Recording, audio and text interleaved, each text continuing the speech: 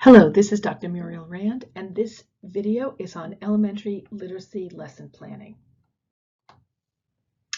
I'm going to go through each part of the lesson, and there's an exemplar that you can look at so that you can keep that open if you want to while I'm going through each part of the lesson to show you how I put my lesson together. The first part is just the lesson title. Add a descriptive title so you know what this lesson is about. That gets to be important when you've done a lot of lesson planning and you want to find one easily that you remember doing in the past. My lesson title is all about bees, and then the subject area and the grade or the age level is literacy, and the subject area is going to be informational text in first grade. The next part of the literacy learning standards. And when you do lesson planning the way it's supposed to be done, this is where you start. The learning standards are what the state has determined that we should be teaching the students. So this is kind of your map. This is your curriculum map, is to look at those learning standards. So some teachers might find a cute idea and then they go back to the standards and say, oh, which standards does this match?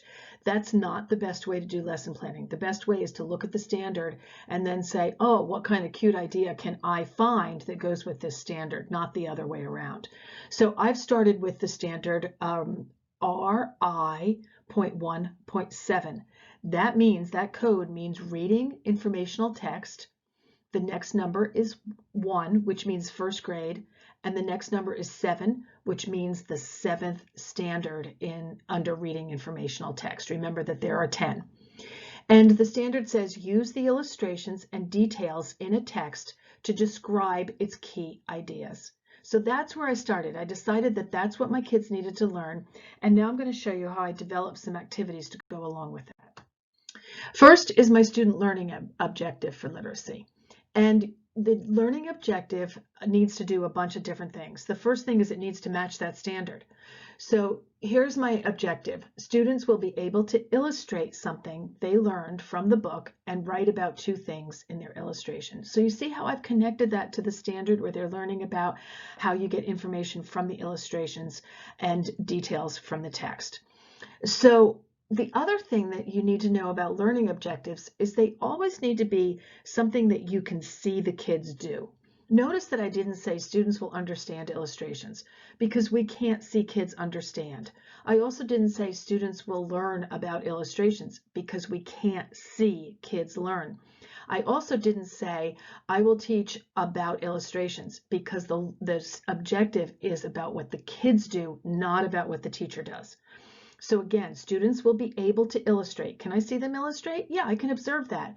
They will be able to illustrate something that they learned from the book, and they will write about 2 things in their illustration. So it's something that I can easily see and something that I can easily assess or easily measure. And we'll come back to that in a few minutes. Here's the student assessment. And you'll notice that that comes next in the lesson plan. You might have seen other lesson plan formats that have it later, but in good lesson planning, the first thing you decide is what the student assessment is going to be. In other words, what do you want students to be able to do at the end of the lesson? Because if you don't know that ahead of time, you won't know what to teach them. So the informal assessment is how you monitor progress during the lesson activities. You'll have another course that will teach you more about assessments, but for right now, all you need to know is the informal assessment helps you to know if they're getting it so that you can change your lesson right there in that moment. So if you're reading a story and you can see that they just don't understand, you might need to redo your lesson plan a little bit right there in that moment, and that's actually a good thing.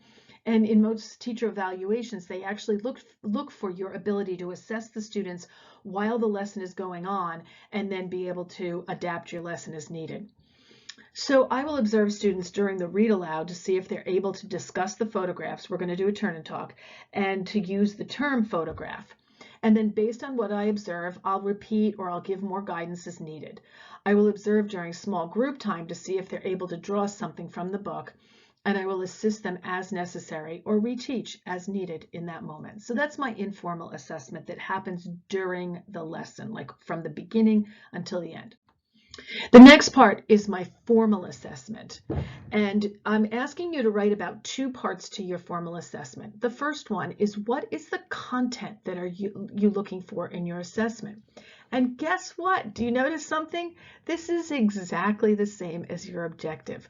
Students will be able to create an illustration of something they learned from the book and label at least 2 things in their illustration. So your assessment and your objective are exactly the same. If they're not the same, it's not a good lesson plan. That is critical. It's sort of like if I'm teaching somebody how to play tennis and then I assess them on how well they play golf. That makes no sense. So your objective has to be exactly what you assess them on. If you say that you're going to assess them on illustrations and then in your assessment you put down that you're assessing them on how well they work together, that's not fair because you didn't teach them how well they work together. You see where I'm going with this? You only assess what you taught in your lesson. The second part of the student assessment is just how you organize and collect the data. So again, the first part is what are you looking for? What do you want them to be able to do? And that's the same as your objective. And then the second part is how do you collect and organize the information. So I'm planning to use a checklist that includes all the names of the students, and there's going to be a column for whether they were able to create an illustration of something from the book, and another column of whether they were able to write about 2 things from the book. Then finally, I ask, how will you score or evaluate the assessment? So the third part of assessment is knowing what your passing score is. So my target score will be for everyone to have a check mark for both the drawing, the illustration, and writing about 2 things. So my target score is that each student will have 2 check marks. Okay, now that we've got that set, we can go to the instructional and learning tasks, because now I want them to really know what they need to learn. The anticipatory set in your lesson should be, especially at the elementary level, this should be fun, it should be movement, it should be singing, it should be multimodal. We want to capture the students and get their interest right away. This will also help your classroom management a great deal. So I'm going to show a video of bees swarming around a hive. This is a pretty cool video. And then next we are going to pretend that we are bees and swarm around the classroom. Then I move into my modeling and direct teaching. So during, I have them as whole group at this moment. We've just acted like bees. I get them back down on the carpet, and then I tell them that today we're going to learn about bees, and I show them the cover of the book, Bees, and I tell them that while I'm reading this book, I want them to notice the photographs. I will explain that illustrations, which we've already learned about, are drawings, and this book has photographs because it is an informational text. And I'll read the book to the students, pausing to let them do a turn of talk about 4 of the photographs. Then we move into guided practice. This is my small group time. I will use chart paper, and so I've got a small group with me right now. I will use chart paper and draw a picture of a bee on a flower, and I will ask 2 children to help me to decide what I should label. I'll ask the other 2 children to label the drawing, and I will give them the marker to do the labeling and do the writing. Then I'm going to move into independent practice. So see how the guided practice, I do it with the students.